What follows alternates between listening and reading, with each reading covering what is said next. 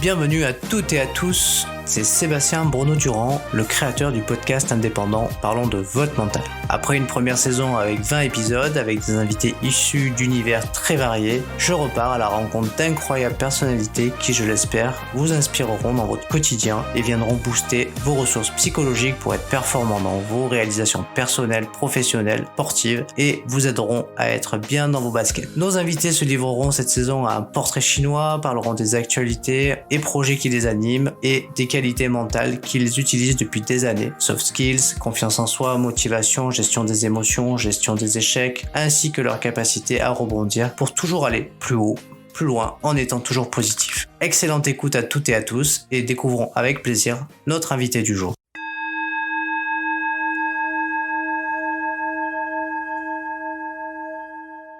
Bienvenue à toutes et à tous. Je suis heureux de découvrir un nouvel invité pour ce nouvel épisode et je suis heureux de vous présenter un animateur radio sur Canal FM, mais qui est aussi également podcasteur pour le podcast Essaye encore et qui s'essaye sur scène à des blagues aussi. Salut Geoffrey. Salut Sébastien, ça va ? Oui, ça va bien. Alors, qu'est-ce que tu nous ramènes comme petite blague pour commencer ce podcast? Ah, comme petite blague. Ah bah j'ai pas de blague là comme ça. Mais il y en aura certainement pendant le podcast. Ok, bon, je te laisse improviser au moment où tu auras envie d'en sortir une. Alors, est-ce que tu es prêt à nous parler de ton mental? Eh ben on va essayer, écoute, oui. Alors, déjà, est-ce que on a besoin de mental quand on fait de la radio? Ah oui, pour le coup, oui. Besoin de mental parce que quand tu fais de la radio, tu t'adresses. Alors t'es tout seul dans un studio, enfin tout seul ou accompagné de 3 personnes, mais je veux dire, pour ma part d'ailleurs, c'est souvent tout seul. Mais tu parles pour autant à des milliers de gens à l'autre bout. Et ça, il faut se le représenter. Donc oui, il faut un mental. Et puis évidemment, ta vie perso à toi, tes soucis, tout ça, tu les laisses à la porte. Donc oui, il faut un mental pour se conditionner à aller prendre l'antenne. C'est vraiment, c'est un show. Il y a monter sur scène et il y a prendre l'antenne. C'est vraiment ça. Ouais, donc du coup, il faut se préparer, quoi. Ouais, clairement. Bon, bah super. Donc du coup, ça colle bien à la thématique du podcast. Bah oui. Et c'est un peu l'idée. Je sais pas si je vais pouvoir apporter grande expérience, mais enfin peut-être pas analyse, mais expérience, oui, en tous les cas. Ah oui, moi je suis persuadé que tu vas nous apporter plein de choses sympas. Et du coup, si t'en es d'accord, avant même de commencer à explorer ton mental, comme je le fais dans tous les épisodes de la saison 2, je vais te proposer de faire un peu ton portrait chinois en quelques questions si t'es d'accord. Ouais, j'ai cru comprendre en effet qu'il y avait un petit portrait chinois. Alors je l'ai entendu, mais je m'y suis pas préparé. Comme ça reste naturel et spontané. Alors Geoffrey, si tu étais une couleur, tu choisirais laquelle et pourquoi? Alors l'histoire de la couleur. Allez, le bleu parce que c'est l'océan.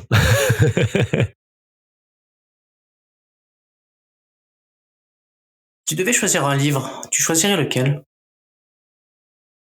Alors ça, c'est beaucoup plus compliqué. Je me retourne là tout de suite. J'ai 150 bouquins derrière moi que je n'ai pas encore tous lus. Je sais pas si t'es un peu comme moi et si d'autres gens vont se reconnaître avec ça, mais je fais partie de ces gens qui adorent posséder les bouquins et qui n'ont pas le temps de les lire. Et donc, s'il y avait un bouquin à choisir, c'est très dur. Très dur. Alors, je suis pas trop bouquin, roman, tout ça. Je lis pas tant que ça de romans. Mais alors, je vais en choisir un là parce que c'est celui que je viens de lire en ce moment. C'est les 4 accords Toltec. Incroyable. Si je te dis que j'ai eu une invitée juste avant toi qui m'a dit la même chose. C'est vrai? Ah, bah dis donc, tout le monde les lit alors. Incroyable. Bah peut-être que ça revient un peu à la mode, hein, parce que les gens ils ont besoin de ça un peu pour entrer en harmonie avec le monde qui les entoure. C'est ça, ouais, le monde est pourri dedans, enfin dehors plutôt, je vais regarder dedans un peu ce qui peut se passer. Si tu devais choisir un objet... Sinon, pour le thème de l'échec, pardon, hein, j'ajoute, mais sur le thème de l'échec, vu que c'est le thème du podcast, il y a un autre bouquin que j'aime beaucoup, ça s'appelle Les Vertus de l'échec, c'est Charles Pépin qui a écrit ça, et c'est justement dans l'esprit total de Essaye encore, qui relaie finalement des tas de gens connus, genre Edison qui invente l'ampoule, en fait il se trompe, quoi, puis il essaye 150 fois et ça marche pas, et puis un jour ça fonctionne. Enfin voilà, c'est plein d'histoires comme ça, et les vertus qui vont avec l'échec. Donc pour le coup, il y a aussi ce bouquin, si je devais en choisir, du coup deux, ce serait cela. Ouais, c'est vrai qu'il est top ce livre de Charles Pépin. Je l'ai également, je l'ai lu, il est vraiment bien. Et il a fait aussi un autre livre qui s'appelle aussi La confiance en soi, qui est super. À lire sans modération, Charles Pépin. Alors du coup, on était sur la question, si tu devais choisir un objet, lequel choisirais-tu ? Un objet. Alors ouais, quand j'avais entendu cette question dans d'autres épisodes, je me suis dit, ça dépend. Ça dépend de ta question. Est-ce qu'elle est un objet dont je ne peux pas me passer ou un objet que je choisis de cœur, disons ? Ah, ben vas-y, les deux. Les deux. Alors dont je ne peux pas me passer, ce serait le téléphone portable, malheureusement. J'aimerais beaucoup décrocher un peu, mais je suis beaucoup dessus. Pour le boulot, évidemment, en premier lieu, et puis ensuite pour, comme tout le monde, scroller inévitablement installé dans le canapé en train de regarder Instagram, j'imagine. Donc voilà, je saurais pas m'en passer. La vraie raison derrière, c'est que même l'éteindre, je sais pas le faire, parce que j'ai le sentiment de, si je l'éteins, c'est maintenant qu'on va essayer de me joindre pour un problème, genre familial, ou tu vois, un truc comme ça. Il faut absolument que je me sente joignable. Certainement qu'il y aura une résonance psychologique chez allongé dans un divan. Mais donc ouais, il y a ça, il y a le téléphone portable, et puis sinon un objet que je choisirais, que je choisirais tout court. Qu'est-ce que je pourrais choisir ? J'ai un couteau que j'ai gravé moi-même et monté moi-même. C'est un truc en kit, et donc je prendrai ce couteau. Ok, on prend. À juger pour les deux. Si tu devais choisir une innovation, tu choisirais laquelle ? Ça va être redondant, mais pour le coup, le portable, c'est quand même une belle innovation. Sinon, j'aurais envie de dire la radio. Ah bah ouais, la radio, c'est une belle innovation. Et puis, la radio moderne... Le côté... Oui, alors déjà, pas le côté moderne, mais même l'invention même de la radio, ce côté de... T'es quelque part, tu parles, et ça s'entend, mais genre à l'autre bout du pays, quand même fou. Donc ça pour évidemment par rapport à ma propre histoire, vu que maintenant ça fait 11 piges que je fais de la radio, c'est un truc qui me parle, et j'aime beaucoup le pouvoir qu'a l'audio, et c'est d'ailleurs la magie des podcasts. Alors là ici d'interview, mais t'as des tas de podcasts qui sont fictifs, de fiction, et là le pouvoir de l'audio par rapport à un bouquin, par exemple. Un bouquin, tu te fais les images dans ta tête. Là, t'as l'audio. Tu peux voyager avec des bruits, des ambiances, des musiques. Et c'est quand même fou, ce pouvoir de... Il y a rien, c'est des ondes. Et en même temps, il y a tout. Ouais, et puis ça te permet de visualiser aussi, du coup. Bah oui, c'est ça. Et en mettant plus de sens en action, peut-être même. Parce que du coup, comme on rajoute certaines... Ouais, parce que du coup, tu vas imaginer, tu vas visualiser comme quand tu visualises en lisant ton livre, mais tu as en plus des indices sonores qui vont t'aider finalement à créer une image mentale. Si tu devais choisir un moment de la journée que tu préfères, ça serait lequel ? Un moment de la journée que je préfère... Alors là encore, il y aurait deux. C'est un problème d'ailleurs, un couche-tard, et je dois me lever tôt. Donc ça, c'est un vrai problème. J'aime le matin, j'aime le soir. Pour le côté... En fait, mais j'aime toujours... Ça marche aussi avec les films ou les spectacles. J'aime toujours les intros, j'aime toujours les fins, les génériques, voilà. Donc j'aime le matin parce que la journée commence, t'es avant tout le monde, surtout en faisant de la radio. J'ai fait de la matinale, et puis même en faisant pas de matinale, j'arrive toujours tôt. Donc tu te lèves avant les autres, et j'aime ce côté un petit peu comme voler au reste de la journée, où t'es un peu avec toi, les gens dorment encore, etc.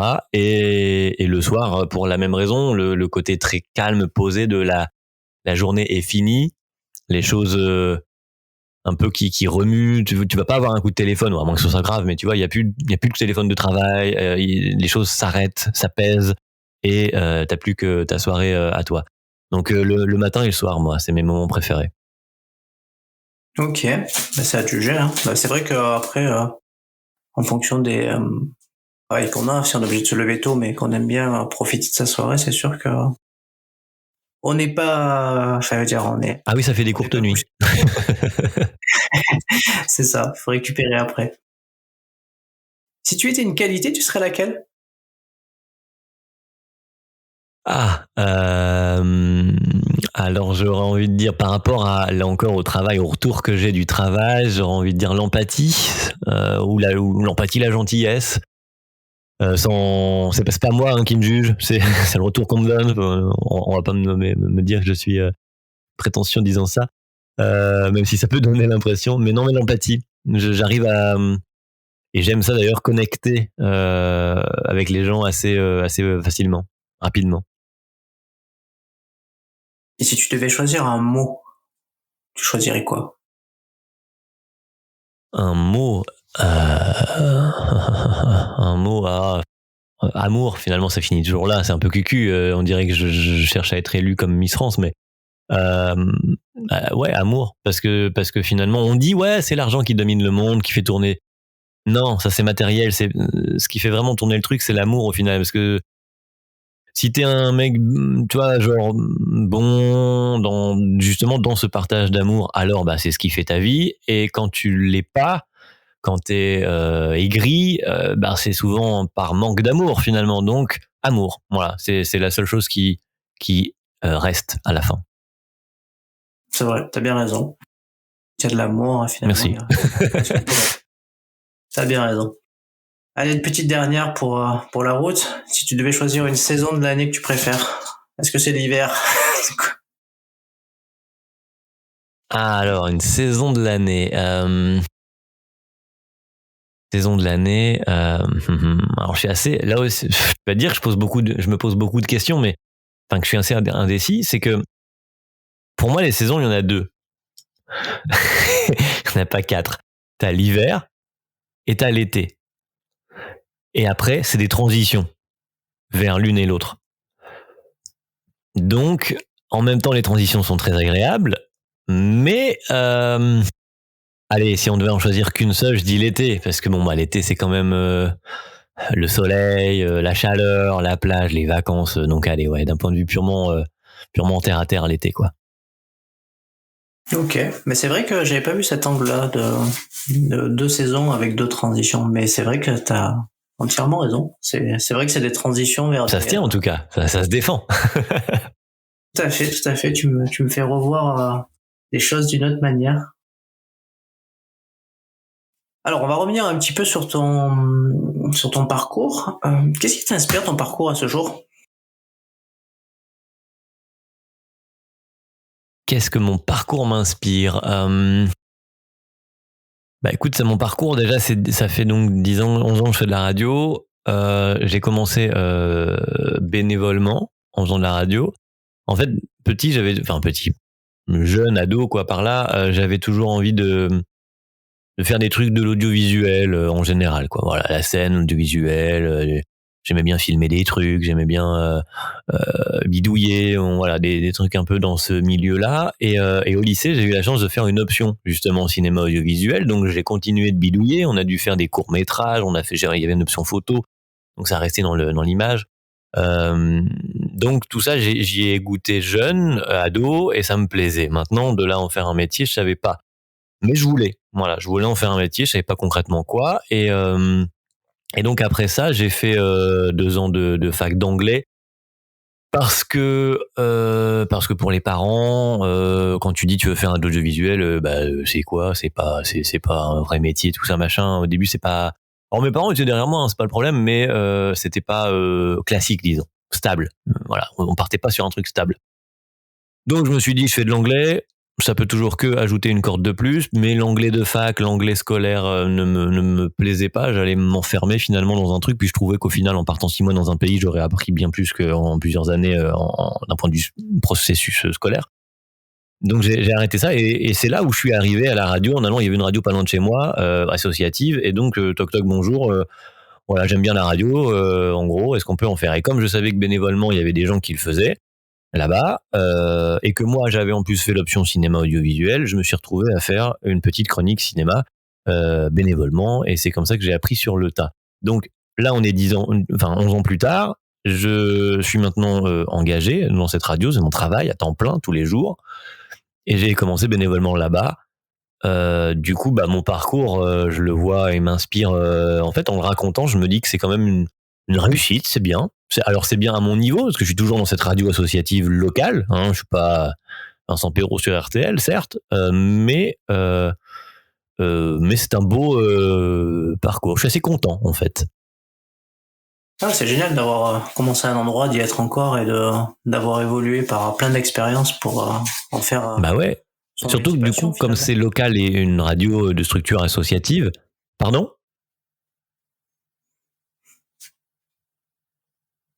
J'ai pas compris. Il y a un décalage un peu avec l'internet. J'ai pas compris ce que tu me disais. Je disais, c'était sympa de pouvoir, au bout de 10 ans, en faire son métier passion finalement.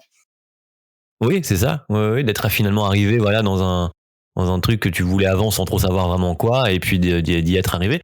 Et d'autant que c'est une radio, donc je disais associative et locale, et donc de petite taille, même si on a des records d'audience d'année en année d'ailleurs.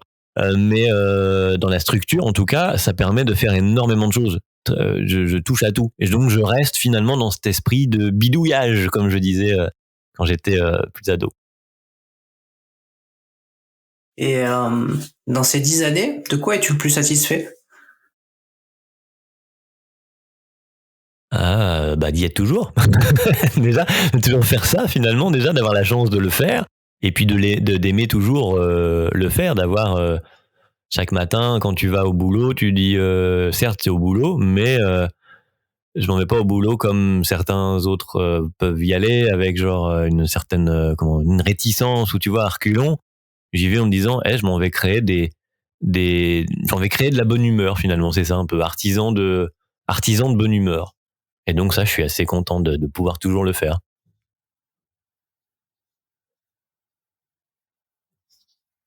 Si je te dis rendre possible l'impossible, est-ce que cette phrase, elle te fait écho? Rendre possible l'impossible. Alors oui, de par le parcours, c'est vrai, c'était pas impossible de faire le métier que je voulais faire, mais en tout cas, c'est devenu possible. Ça me fait penser à une citation de Mark Twain que j'aime beaucoup, c'est « Ils ne savaient pas que c'est impossible, du coup ils l'ont fait ». Ça résonne, c'est un peu l'état d'esprit en tout cas, ouais, j'aime bien. Et avec par exemple le podcast à côté que j'ai fait, j'ai des ambitions pour le podcast. Alors à l'échelle d'aujourd'hui, c'est totalement invraisemblable, pardon, mais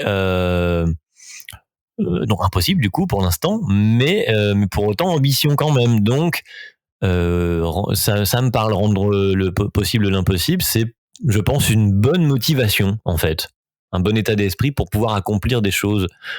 Parce que si tu te convaincs pas toi-même déjà au départ, si t'es pas convaincu de ton truc et que tu peux le faire, tout impossible qu'il paraisse à tes yeux et aux yeux des gens autour de toi éventuellement, alors n'essaye même pas. Mais donc ouais, c'est un bon état d'esprit. Bon, pour rappel, le podcast, c'est Essaye encore. Ouais. Du coup, il parle de quoi ce podcast, pour donner un peu envie aux gens d'aller le découvrir? Il parle d'échecs en fait. Je suis parti tout simplement ça venait d'une discussion avec un pote humoriste à la fin d'un de ses spectacles, et il me disait putain, j'aimerais bien savoir un tel comment il a galéré. Et puis là je me fais en fait il y a une idée derrière ça, c'est cool de connaître finalement les échecs des gens. On n'en parle jamais, on te dit toujours, surtout en France, hein, c'est genre une tare de rater un truc. D'ailleurs quand t'es à l'école, voilà, on te note tes tes devoirs, t'as une mauvaise note, t'as raté ton devoir, etc., etc. Il y a un rapport totalement différent, par exemple, aux États-Unis ou disons en Amérique du Nord. Je prends un point qui est d'ailleurs dans les vertus de l'échec. Pépin l'explique très bien, c'est que si tu arrives à la banque chez nous en disant j'ai planté l'entreprise précédente, on t'accorde pas des sous pour le banquier il est un peu réticent à te dire je te donne des sous. Et alors qu'aux États-Unis ou je te dis en Amérique du Nord en général, ouais, ça va être l'inverse parce qu'ils vont considérer que du coup tu as une expérience d'échec et donc tu es plus armé à réussir. Et donc ce regard, quand j'ai lu ça, quand j'ai pensé à ça, je me suis dit mais oui, c'est vrai que chez nous, c'est un peu comme le rapport à l'argent, c'est tabou, tout ça, l'échec, on n'aime pas en parler.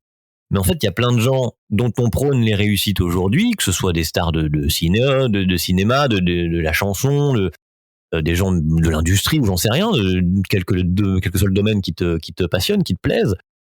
Et il y a plein de gens qui ont réussi et on te les montre toujours quand ils ont réussi. Mais moi, ce qui m'intéresserait, c'est de savoir comment ils ont réussi et combien de fois ils ont raté avant de réussir une fois. Et donc, je suis parti de là et je me suis dit, je vais recevoir des gens dans le podcast. Alors, connus, moins connus, ça c'est très aléatoire. Comme c'était un podcast assez personnel, je voulais recevoir des gens uniquement qui m'intriguaient, qui m'intéressaient, dont le propos allait allait m'intéresser, quoi. Et donc je reçois pas pour remplir des cases, je reçois parce que les gens que je reçois m'intriguent ou me plaisent, et donc je voulais entendre leur parcours, quoi. Et en fait, le sentiment d'échec, finalement, on se retrouve tous dedans, qui qu'on soit connu, pas connu, qu'on arrive finalement à quelque chose ou pas, que ce soit en essayant de marcher quand on est enfant, on rate forcément tous, et avant de réussir. Et puis d'ailleurs, on se pose pas la question. On se dit, à aucun moment donné, on se dit, je vais pas savoir marcher de ma vie. En fait, il y a pas de doute. On va marcher. Et on essaye encore. D'où le titre du cast. Et puis ouais, quelles que soient les choses, que ce soit on essaie de jouer de la guitare, peu importe ce qu'on fait, le sentiment d'échouer quelque chose, parfois même on l'échoue pas, mais on a ce sentiment d'échouer quelque chose, ça on le connaît absolument tous à un moment donné. Donc je me suis dit que ça allait forcément parler aux gens, quelle que soit la personne que je reçois. Oui, tout à fait. Et puis t'as pu recevoir des comiques. Je pense notamment à Bigard, il me semble. Oui, il y a des gens connus, moins connus, effectivement. Ouais, Verino, effectivement. Dans les derniers, en effet, je suis en train de réafficher ça du coup parce que j'ai plus en tête tout le monde, mais il y a eu Verino, effectivement. Il y a eu Bigard qui était contre toute attente assez intéressant parce qu'on pouvait imaginer le personnage, voilà, de Bigard et tout. Et en fait, non, c'est une belle leçon ce qu'il raconte. Après, t'as des gens moins connus. Je suis allé interroger une influenceuse sur Internet, enfin une influenceuse, une créatrice de contenu, disons plus précisément. Une autre podcasteuse qui, pour le coup, cartonne à des millions d'écoutes. Jérémy Crédville, qui avait fait La Danse avec les stars il y a pas longtemps et qui marche bien aussi sur scène. J'ai des auteurs de bouquins, enfin Sugar Sammy, là, le juré d'Incroyable Talent aussi. Oui, il y a des gens connus, puis d'autres moins connus. Et c'est toujours intéressant finalement. Et d'ailleurs, au nombre d'écoutes, je me rends compte que connu ou pas connu, ça change pas. Il y a des gens qui connaissent maintenant du coup le principe du podcast, et ça suffit à faire qu'ils vont venir écouter l'histoire. C'est vrai. C'est vrai que parfois les écoutes sont totalement aléatoires. On peut avoir quelqu'un qui est pas forcément connu, qui va être très écouté, et quelqu'un qui va être un peu plus connu, qui finalement aura moins d'audimat, ce qui est assez incroyable sur le podcast. Ben oui. Alors on va parler un petit peu de ton mental. Si tu devais définir ce mot, le mental, ça serait quoi ta définition ? Alors comme je suis absolument pas un gars de science, alors ça doit être des tas de choses scientifiques, des tas de réactions chimiques, mais moi le mental, je le rangerais plus dans la case de le synonyme de mental pour moi serait plutôt état d'esprit. Donc ce serait une sorte de conditionnement qu'on se donne pour un événement ou pour la vie quotidienne, un état d'esprit qu'on adopte. Ce serait ça le mental pour moi. Et après, ça peut même dépasser, entre guillemets, ça et d'éteindre ou aller mordre sur la spiritualité éventuellement. je rangerai le mental là-dedans. Est-ce que toi, tu as déjà eu besoin de travailler ton mental par rapport à ton travail ou même dans d'autres domaines? Bah, comme j'abordais vite fait tout à l'heure, le côté où tu dois aller tous les matins, genre quand je suis à la radio, personne peut savoir si je suis fatigué, tracassé, inquiet, malade aujourd'hui. Enfin, si, à part si je suis enrhumé, mais sinon ça s'entend pas. Mais sinon, voilà, il y a rien. Tout ça ne passe pas. Donc oui, j'ai dû le travailler parce qu'au début, t'es pas conditionné comme ça. Il y a des jours, tu vas bosser quand tu fais un métier entre guillemets où t'es pas dans la représentation euh, publique face à des gens. Si t'as un taf où t'es chez toi sur un PC, alors le jour où t'es moins bien, tu traînes ta journée, puis la journée passe et ça va très bien. Là, je peux pas ne pas aller, je peux pas ne pas être en forme, je peux pas ne pas être de bonne humeur. Et en fait, je me suis rendu compte finalement, c'est un exercice au même titre qu'un autre. Tu vas à la salle de sport pour apprendre à ton muscle à être utilisé. Et ben la bonne humeur, cet état d'esprit, ce mental là, ça se travaille tout pareil. C'est-à-dire que il y a des matins. Alors maintenant c'est un peu un mode automatique. C'est limite un bouton. Je switch sur je suis à la radio ou je ne suis pas à la radio. C'est vraiment limite comme un interrupteur en effet, parce que c'est une habitude maintenant. Mais au début t'es obligé alors de te mettre vraiment de limite avant l'antenne, t'es obligé de crier un peu tout seul dans la pièce pour réchauffer ta voix, hein, du genre allez on s'y, enfin je sais pas trop comment l'expliquer parce que tout ça on le voit pas, mais tu t'automotives quoi, c'est comme s'il y avait un entraîneur avec toi, genre allez on y va, hein, etc. Pour juste 30 secondes, hein, parce qu'après, une fois que t'as parlé 30 secondes, tu recoupes le micro et tu peux redescendre, mais pour autant, il faut que ce soit là quand même. Et donc, ouais, travailler ton mental, t'es obligé avec cette attitude de bonne humeur à avoir au micro et à l'antenne. Donc ça, tu le travailles. Après, il y a aussi ce côté, comme je disais tout à l'heure, de parler aux gens. Il faut, toi qui fais des podcasts, je sais pas si tu as déjà fait un podcast tout seul, mais c'est vachement différent de faire un podcast comme là, en interview avec quelqu'un qui te répond. Si t'es tout seul, très vite, tu t'as plus d'énergie, t'as pas de rythme, ta voix, enfin, parler tout seul et raconter un truc, c'est pas évident. En fait. Et donc là, je dois m'imaginer parler à des gens. Alors, il y a des petits tips. Début, soit tu mets une photo de gens que tu connais en face de toi, ou juste une croix sur le mur pour dire de fixer un point et te dire, allez, je m'adresse à ce truc-là, ce point-là, et juste ça suffit en fait à ce que au rendu, les gens aient l'impression que tu leur parles. Mais voilà, il y a plein effectivement de conditionnements au mental, ça s'entraîne tout pareil. Alors je vais pas dire comme un sportif, hein, je me considère pas comme un sportif de haut niveau en train de jouer aux Jeux Olympiques, c'est pas l'histoire. Mais il y a une habitude, un entraînement, ouais, c'est ça, quotidien à avoir. Et plus tu le fais, plus tu te rends compte que ça devient facile, parce qu'effectivement aujourd'hui, je peux être de bonne humeur sur commande en quelque sorte, mais pas faussement. Parce que après c'est un autre truc que il y a des gens, t'entends quand c'est fake un peu, t'es obligé de forcer certains jours, mais en fait le fait de le faire fait que tu le deviens. Je sais pas si je suis assez clair, mais ça donne ça. Oui, en gros, t'as automatisé par la répétition de l'exercice. C'est ça. Et du coup après si j'étais pas super de bonne humeur lundi, et ben 1 heure après je le suis devenu parce que j'ai dû l'être. Et alors si au début j'ai forcé, ça m'a permis de switcher finalement en mode bonne humeur ensuite. Donc oui, il y a un entraînement mental. Enfin, je le range là-dedans en tout cas. Oui, puis ça c'est la force de l'expérience. Donc j'allais y venir. Du coup, t'as pris confiance au fur et à mesure, ou t'avais déjà confiance dès le départ quand tu as pris l'antenne? Ah non, je suis un gars, alors ça aussi, contre toute attente, je suis un gars timide en fait à la base. Et quand tu le dis aux gens, ils font ah bon? Et pourquoi tu parles à la radio alors? Parce que je suis timide, mais que j'aime aussi ça. Un peu comme finalement plein d'humoristes ou de comédiens que tu vois dans des films ou sur scène, ils sont en fait des grands timides. Et pour beaucoup, c'est un paradoxe un peu, mais c'est ça. T'es timide, mais t'as envie d'aller justement finalement te rassurer, te confronter au regard des gens, et faire, on en revient à l'amour, au mot que j'avais choisi tout à l'heure.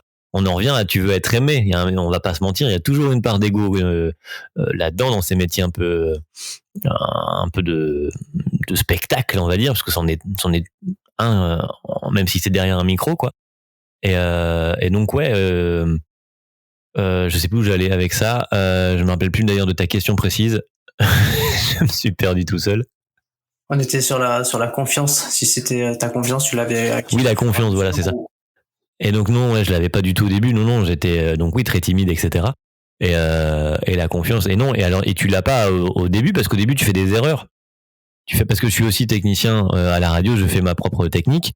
Donc pendant que je te parle, je suis en train de gérer la table de mixage et l'ordinateur en même temps, et la chanson qui va arriver, et l'intro et le machin. Enfin bon, bref, il y a toute la partie et ça, c'est un peu comme conduire. Au début, t'es concentré sur un truc, puis tu cales parce que les pédales et en même temps la route, tu sais pas faire. Ben là, c'est pareil. Il y a des tas de trucs que tu apprends, mais par petits bouts, et donc la confiance vient au plus où tu te vois finalement réussir une étape, 2, 3, 4. Et ça vient avec. Mais au début, non. Au début, déjà de 1, t'es pas confiant parce que tu parles devant, parce qu'il y a, voilà, tu parles aux gens. Alors, je vais préciser un truc, c'est que tu parles tout seul dans ton coin à des gens qui sont à l'autre bout. Donc, tu te sens entre guillemets protégé par le fait que tu ne sois pas en face d'eux, contrairement à quelqu'un sur scène, par exemple. Mais en même temps, il y a quand même des gens avec toi. C'est comme les acteurs qui tournent dans un film où t'as l'équipe technique autour. Là, t'as des gens avec toi dans la radio quand même. T'as des gens qui sont autour de toi dans le studio, soit qui t'aident sur la technique, ou soit qui sont des co-animateurs, etc., etc. Donc au début, quand tu débarques, tu ne connais pas ces gens et tu dois prendre la parole, faire. On se rappelle tous des exposés en classe. C'est jamais un moment agréable. Tu prends la parole devant des gens, c'est intimidant. Donc là, tu le fais à 2 titres. Tu le fais devant des gens ici, sur place, qui sont à tes côtés, que tu ne connais pas bien dans les débuts, et devant lesquels tu dois justement paraître confiant. Et tu le fais devant les gens qui vont t'écouter, et que pour le coup, eux, tu ne vois pas, mais tu dois quand même les convaincre aussi que tu es confiant. Donc, et donc, par définition, au début, tu fais des erreurs, qu'elles soient techniques ou d'animation, en fait, de technique d'animation. Donc bah non, t'as pas confiance de base et tu fais des erreurs, donc t'as encore moins confiance, et ça ne vient effectivement qu'avec l'expérience finalement. Finalement, tu t'es servi du coup de tes erreurs pour progresser. Ah ouais, totalement. Tu tombes et tu te trompes et tu te dis c'est pas grave, et ça rejoint le podcast, tout est lié. C'est pas grave, tu recommences, de toute façon t'es là pour apprendre. Et moi j'ai toujours eu cette en parlant de mental, voilà, c'est ça, ce switch mental entre guillemets, de me considérer élève. Moi, j'apprends tout le temps en fait. Moi, je suis jamais arrivé. Je sais que je maîtrise maintenant des choses, mais je me considère nullement arrivé quelque part. Donc, je suis toujours en mode j'apprends. Alors je me trompe, pas grave, apprends-moi, dis-moi ce que j'ai fait pas bien et comment je peux le corriger. Et hop, je passe à autre chose et j'ai appris un truc de plus. Donc ça, je trouve ça aussi en termes de mental, ça permet vraiment d'apprendre beaucoup plus vite, et puis de pas rester sur des sentiments d'échec pour le coup. Parce que quand tu rates un truc et que tu te culpabilises, déjà t'as raté, donc t'es pas fier de toi. Ensuite, si quelqu'un te le dit, t'es encore moins fier, t'as déçu éventuellement quelqu'un, ou voilà. Et alors après, tu t'auto-juges toi-même en repensant à ça 1000 fois. Personne, enfin, si, nous les humains on fait ça, mais sinon les animaux ils se trompent une fois et c'est tout. Ils se trompent pas, ils se trompent une fois, ils vont pas y repenser. Ils se sont fait mal et puis ils se font plus mal, ils passent à côté, puis c'est tout. Nous, on va repenser à la chose, on va s'auto-juger, etc., etc. Donc on va rajouter du drama au truc. Et donc ouais, ce côté, j'apprends tout le temps. Et si j'ai pas réussi, juste dis-moi comment je peux réussir et plus me tromper, et ça aide vachement. Tu disais qu'au début, tu devais paraître confiant auprès des gens qui étaient sur place, qui te regardaient, soit finalement des gens qui t'écoutaient. Est-ce que tu as dû t'affranchir du regard des autres ? Oui. Oui, parce qu'aujourd'hui, alors si, quand t'es au niveau quand ton boss, ton directeur d'antenne, il faut toujours qu'il soit quand même content. Lui, tu sais que tu dois faire le taf. Donc là, tu passes pas au-dessus, t'es obligé d'avoir ça quand même dans un petit coin de tête. mais avec l'expérience, tu sais ce que tu fais et tu sais où est ta marge de manœuvre pour faire bien et où tu feras pas bien, donc ça va. Par contre, le regard des gens en général, c'est-à-dire les gens qui écoutent, par exemple la radio dans mon cas, oui, tu sais qu'il est là, mais en même temps, au moment où tu parles, il est pas là. Je sais pas si pour quelqu'un qui fait pas de radio, c'est clair ce que je raconte, mais c'est un peu, c'est un peu comme quand les gens, puisque je reçois pas mal d'humoristes aussi dans le podcast, les gens qui montent sur scène, c'est pareil. Souvent, ils voient une masse de gens et pas du tout les individus dans le siège. Genre, ils voient pas Roger qui est au siège 24, ils voient une masse. Généralement, d'ailleurs, ils voient rien grand chose parce qu'il a la lumière dans les yeux. Ils voient une masse, la salle de gens. Point. C'est un peu ce phénomène-là aussi. C'est-à-dire que moi, je sais bien que je parle à des gens, il y a une masse de gens, mais je suis affranchi du regard des gens dans le sens où je ne pense pas à ce qu'ils vont se dire, ce qu'ils vont éventuellement pouvoir répondre ou se moquer ou quoi qu'est-ce. Non, je fais plus attention. Je sais que je parle à des gens, mais à une masse de gens. C'est pas un individu, c'est une masse. Et en ça me permet de m'en affranchir. Ok, c'est clair. Hein. On a bien compris comment tu as acquis ta confiance et comment tu t'es affranchi du regard des autres. Comment tu es capable de rester aussi positif et enthousiaste, quelle que soit ton humeur, puisque finalement t'as pas le choix. Finalement, tu te conditionnes à toujours donner le meilleur de toi-même, comme devrait le faire un athlète le jour J des Jeux Olympiques. C'est ça. 4e accord Toltec. Faire de son mieux. Faire de son mieux. Mais justement, pour faire de ton mieux, comment tu trouves de la motivation au quotidien pour faire, en tout cas c'est ta passion, donc forcément tu y vas avec plaisir. Mais comment tu fais pour te motiver au quotidien parce que je sais pas, tu travailles, c'est tous les jours? Ouais, c'est tous les jours, ouais. Du lundi au vendredi, je fais de l'antenne entre 9h et midi. 3 heures d'antenne tous les jours. Donc, comment je me motive après, t'as entamé avec un espèce de postulat que je vais tout de suite démentir, mais en souvient tout honneur. C'est que, oui, métier passion, mais ça veut pas... Alors, j'en suis... comment dire heureux, conscient de la chance que c'est de faire ce métier que je rêvais entre guillemets au début, puisque je voulais de l'audiovisuel au sens large. C'est pas pour autant une manière d'assurer que tous les jours t'as envie d'aller travailler. C'est ça que je veux dire.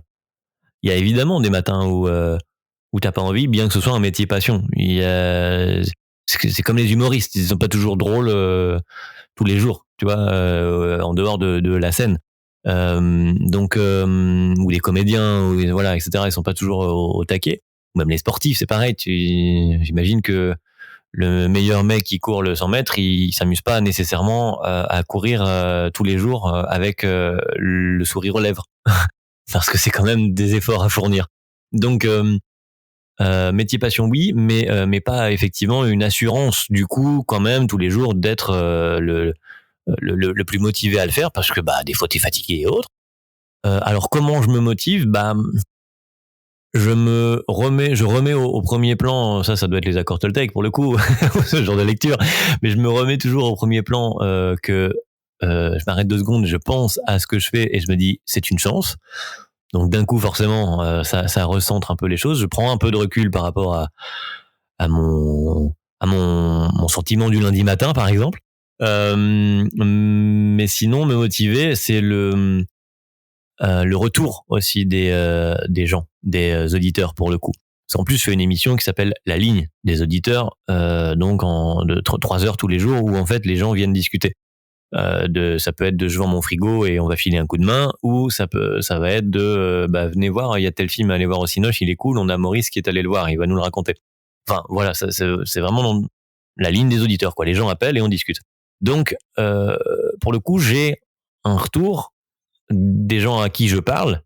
Alors certes pas immédiat, mais j'ai un retour à des gens à qui je parle tous les jours. Et régulièrement, il y a des bons messages, des merci, des c'était chouette, ou des histoires comme ils racontent finalement des bouts de leur vie, des histoires qui font que ça te motive. tu sais que tu vas aller finalement dans mon petit bocal de studio, je vais avoir un impact sur la vie des gens qui juste vont prendre la voiture 10 minutes pour aller conduire Pichounou et Loulou à l'école et m'entendre parler dedans. Donc ça motive. Et quand t'as les retours en plus, et t'as les histoires, et ils te disent, ah, c'était chouette, machin bidule, bah là, tu dis, ok, c'est cool ce que je fais. Bon, bah, en tout cas, ce que j'ai bien compris, c'est que forcément, oui, on ne peut pas être toujours au top du top et toujours motivé chaque jour, même si c'est son métier passion. Ça c'est évident. Et mais trouver de la motivation, alors en se fixant des objectifs ou des défis dans sa journée, ça peut être aussi un moyen de pallier à, comment dire, au fait de recommencer chaque jour, d'aller au même endroit, faire la même chose, peut-être faire Ah oui, ça c'est vrai. Bah oui. Ah bah se pose évidemment, tout le monde retourne au travail. Alors non, pas tout le monde, parce que des fois il y a des métiers qui ne sont pas les mêmes du jour au lendemain. Mais pour le coup, moi, oui, c'est-à-dire que je reprends l'antenne à 9h tous les matins et je la rends à midi tous les midis. Donc, à un moment donné, quand il est 10h et que je dis on va écouter les infos, bah tous les jours à 10h, c'est on va écouter les infos. Donc, ouais, ça par contre, il y a un vrai travail, mais ça c'est le travail après d'animation en tant que tel, d'écriture pour le coup, de se renouveler tout en faisant finalement la même chose. Et ça, effectivement, c'est pas évident. Et ça, comment on se motive? Ben, en allant se nourrir d'autres choses, que ce soit dans le domaine de la radio ou pas, en écoutant d'autres gens, en allant lire des trucs, en allant regarder des films, en allant peu importe, écouter de la musique. Il y a toujours quelque chose qui va venir te nourrir, te donner une idée et faire que tu vas avoir une intro différente, ou un mood différent selon la journée, et qui va te permettre de renouveler. Donc oui, pour se motiver dans ce sens-là, c'est-à-dire tous les jours on recommence, mais il faut faire aussi bien, au mieux. Et bien là, la motivation, je pense, c'est d'aller se nourrir de choses qui nous motivent nous. Si t'aimes les films d'action, alors regarde des films d'action le soir et puis ça va te motiver pour le lendemain. Voilà. Quand j'étais petit, je regardais des films d'espionnage. Le lendemain à l'école, dans ma tête, j'étais un espion. Ça me motivait ma journée et elle était pas pareille que la veille. Donc, je pense que faut garder un peu ce phénomène-là. Moi, j'essaie de le garder.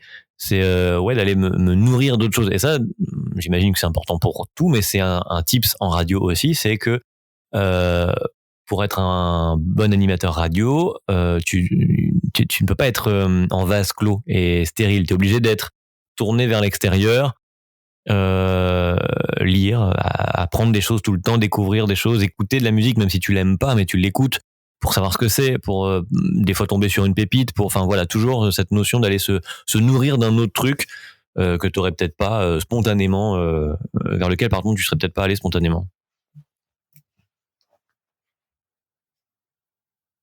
J'ai une question qui me vient, c'est est-ce que quand on est à la radio, animateur, est-ce que on peut avoir des coups de pression ou du stress à gérer?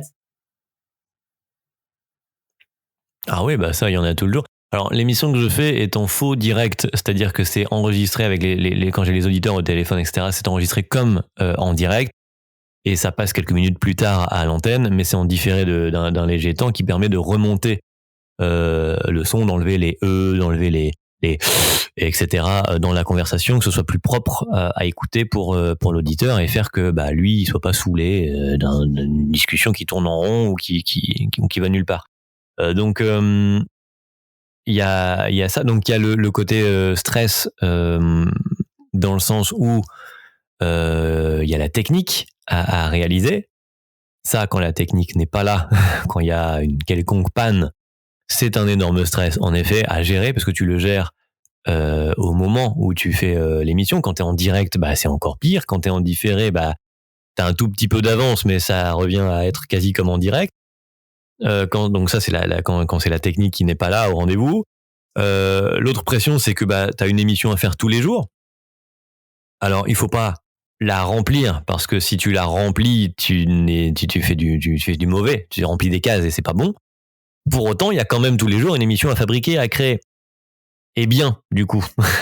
Donc ouais, il y a une sorte de pression de quand même, est-ce que je vais avoir assez d'intervenants à l'antenne? Est-ce que j'ai assez de sujets aujourd'hui? Est-ce que les gens vont répondre? Ok, on met des petites questions, tu sais, sur les réseaux sociaux pour avoir des retours. Ça permet d'avoir, pourquoi pas, des interventions d'auditeurs. Donc ça, oui, mais ça, c'est des pressions de quotidienne normale, entre guillemets. C'est une pression qui est là au début. Et puis quand tu vois finalement que ta journée, elle se fait, et il n'y a pas de problème, et même au dernier moment, tu trouves toujours une solution, alors il y a la pression est juste là dans le bon sens du terme, c'est-à-dire qu'elle te motive pour le coup à être performant, mais elle n'est pas en train de te bloquer comme elle pouvait le faire au début, quand t'as pas éventuellement les réflexes pour réagir justement à ces situations-là. Ça m'est dit arrivé de me retrouver en direct pour le coup, et que l'ordi lâche, parce que maintenant évidemment c'est sur les ordinateurs diffusent la musique et autres, les jingles et compagnie, tout se fait depuis le PC, et le truc plante, le logiciel plante, et je dois le redémarrer, mais sauf que je suis à l'antenne.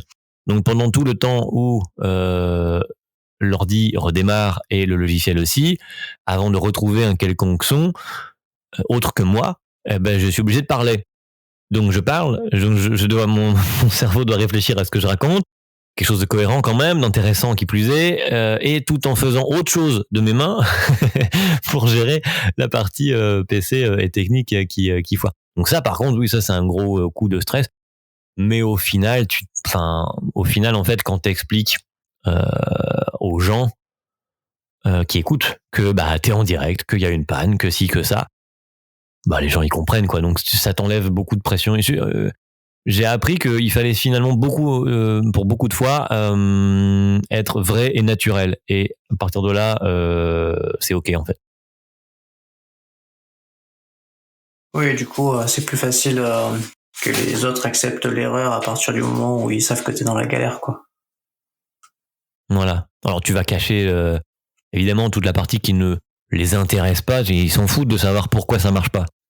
Juste explique par contre que ça marche pas, qu'il y a un problème technique, une panne de ci, de ça.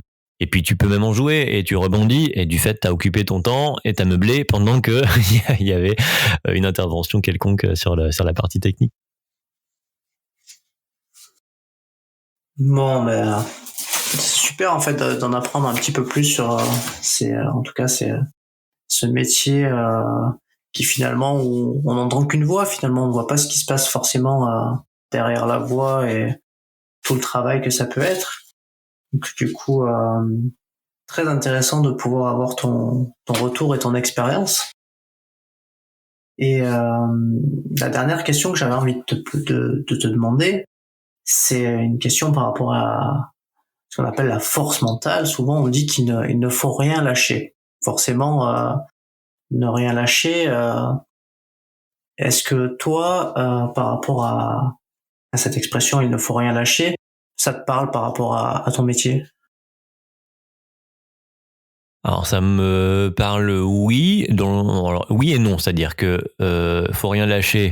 Je suis assez d'accord avec le propos, puisque c'est ce que je défends aussi dans Essaye encore, mais en fait, oui et non, parce que faut rien lâcher à condition que ce soit vraiment ça que tu veuilles faire de 1 et que tu puisses faire de 2.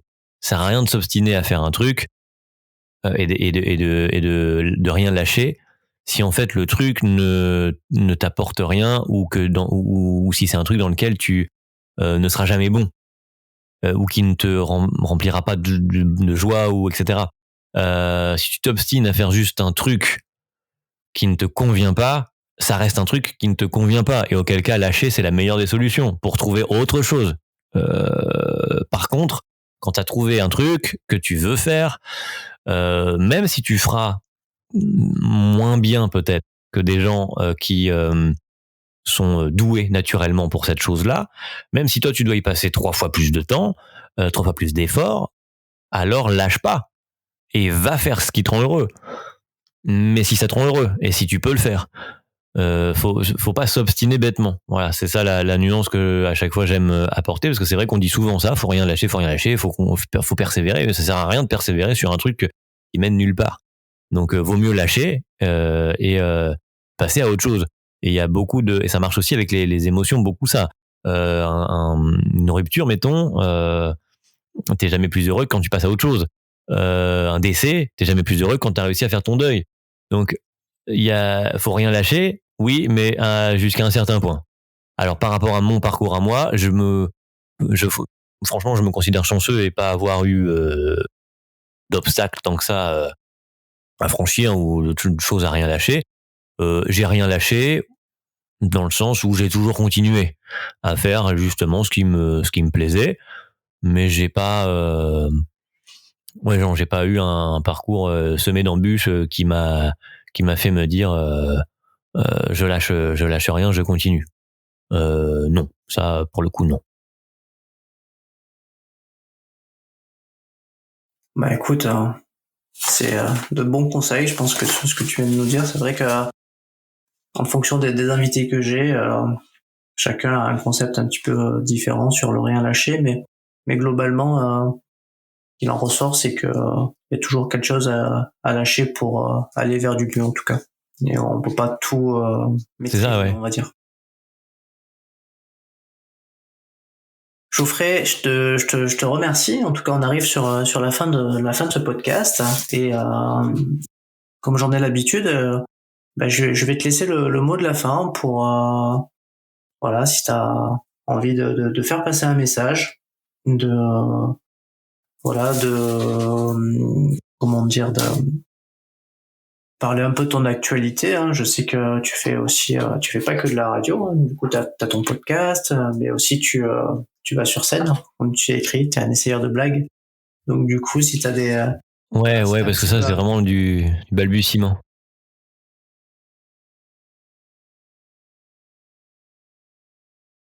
Donc du coup, si t'as un petit mot pour la fin de ce podcast, pour cet épisode, pour venir conclure. Écoute, finalement, t'as pas eu tant que ça de blagues, alors beat, c'est un bon mot pour conclure. Excellent. Non, en vrai, amusez-vous, quoi. Ça fait con à dire, mais c'est un peu finalement ce que t'as tendance à dire quand tu reçois tes invités et dans ton podcast, et c'est ce que je dis dans le mien aussi. Et c'est ce que j'avais envie de dire là sur le côté lâcher pour faire autre chose s'il faut, mais en gros faites quelque chose, quoi. Il y a des gens beaucoup qui restent à attendre que des choses se fassent, elles se font pas si on les fait pas. Voilà, ce sera le mot de la fin. Et après, en termes d'actu, oui, il y a le podcast, essaye encore podcast sur Insta, la page est dispo, et puis les invités continuent, et voilà, donc juste aller jeter une oreille, voilà. Bon, en tout cas, je mettrai un petit lien pour que les gens puissent te retrouver facilement. Mais bon, un podcast, ça se trouve facilement. Encore merci beaucoup pour ton temps. Merci en tout cas de l'invitation, Sébastien, dans ton podcast. C'était un grand plaisir. Et puis, écoute, je te dis à très vite. Et puis on va rendre l'antenne, hein, si j'ai envie de dire. Voilà, exactement. On va faire cette vieille phrase à la télé. À vous les studios. À très vite. Merci beaucoup. À bientôt. C'était Geoffrey Deloux, animateur radio sur Canal FM, créateur du podcast Essaye encore pour ce nouvel épisode du podcast parlant de votre mental. J'espère que celui-ci vous aura inspiré en cette journée de Saint-Valentin. Merci pour votre écoute. Vous pouvez laisser un avis et un commentaire sur Apple Podcasts, Spotify, New Minute pour vous aussi contribuer activement au développement du podcast. Merci pour votre soutien et on se retrouve pour un épisode surprise vendredi 18 février pour fêter les 1 an du podcast. Et oui, déjà 1 an. Alors rendez-vous vendredi pour célébrer ça tous ensemble.